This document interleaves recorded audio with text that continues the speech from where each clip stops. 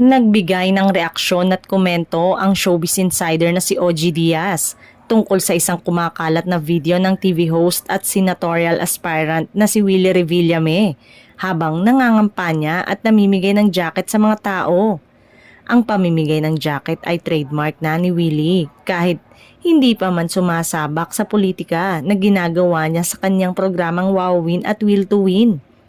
Ibinahagi ni OG ang Facebook post ng isang netizen na nagpapakita ng nabanggit na video ni Kuya Will.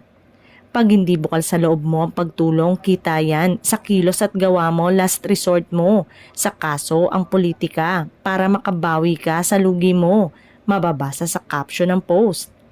Dagdag pa sa text caption na nasa mismong video, HB si Kuya Will, mukhang hindi niya gustong ginagawa niya. Makikita naman sa video na tila may kinakausap si Willie sa isa sa mga taong nag-aabang sa kanyang pa-jacket at tila meron siyang sinaway. Shinare nga ito ni OG sa kanyang Facebook account at kinumentuhan na sa pamamagitan ng caption. Dapat aware ang kandidato sa kanyang behavior, ang pangangampanya lalo na't ang daming nakatutok na kamera sa iyo. Hindi dapat pinapairal ang init ng ulo. Alam naman nating mainit na ang panahon kaya pasensya ang dapat pahabain. Paano tayo iboboto niyan kung nakakalimutan nating ngumiti man lang kahit hindi na magbigay ng jacket, ani OG.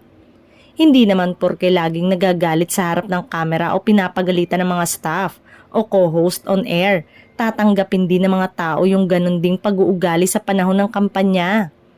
Lagi nating iisipin na nanliligaw tayo ng botante para iboto tayo at ipanalo. Pas na muna sa ganitong ugali ko, nagpapakatotoo lang ako. Jacket lang ang ipinamimigay, hindi naman titulo ng house and lot, so hindi dapat ganyan ang attitude, saad pa ni OG. Sa kabilang banda, may netizen din ang nagtanggol kay Willie at nagsabing huwag husgahan kaagad ang senatorial candidate dahil kung titignan daw ang float mukha siyang nakasimangot dahil tumatama sa kanya ang sinag ng araw at lubhang mainit din ng panahon.